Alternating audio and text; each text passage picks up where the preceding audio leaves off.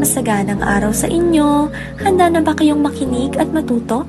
Handa na bang umani ng mga bagong impormasyon? Kung gayon, halina kayo. Ako ang inyong lingkod, Ayesha C. Handa ng umaksyon, handang magbigay impormasyon.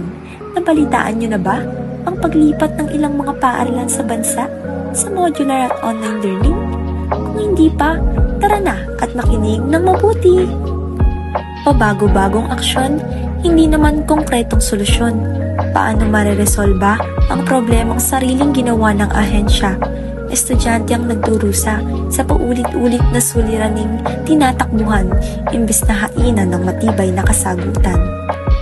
Kamakailan lamang, marami ng mga paaralan sa iba't ibang parte ng bansa ang pansamantalang nagpatupad ng modular at online learning matapos pahintulutan ng Department of Education ang school heads ng bawat paaralan na magsuspinde ng klase sa kanilang mga lugar kung ang labis na init ng panahon ay makasasama na sa kalusugan ng mga mag-aaral at mga school personnels.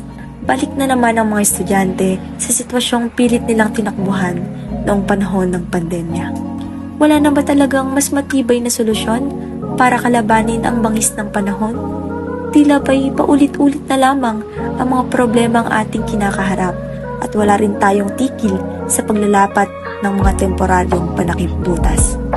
Ayon sa DepEd Order No. 3 Series of 2024, kinakailangang mapataas ang antas ng produktibidad at mapabilis ang pagtuturo ng mga leksyon at aktibidad sa mga estudyante para sa maagang pagtatapos ng kasalukuyang school year dahil sa unti-unting pagbabalik ng dating school calendar kung saan magsisimula ng pasukan sa buwan ng Hunyo at magtatapos sa buwan ng Marso, kung kaya ay maiiwasan ang abalang hatid ng mainit na panahon.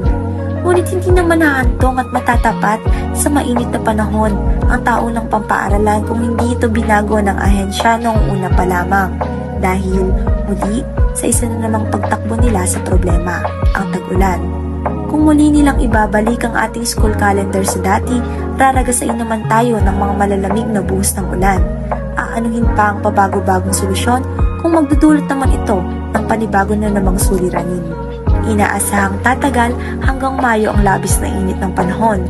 Ibig sabihin ba nito ay posibleng hanggang Mayo na rin ang modular at online learning setup? Paano ang mga estudyanteng walang sapat na kakayahan para makasagap ng internet? Paano ang mga estudyanteng hirap dahil sa kakulangan sa gabay mula sa kanilang mga guro? Bakit hindi na lang ibigay ang mga pangangailangan at mga kakulangan ng mga estudyante ngayong panahon ng tag-init tulad ng electric fan at water dispenser?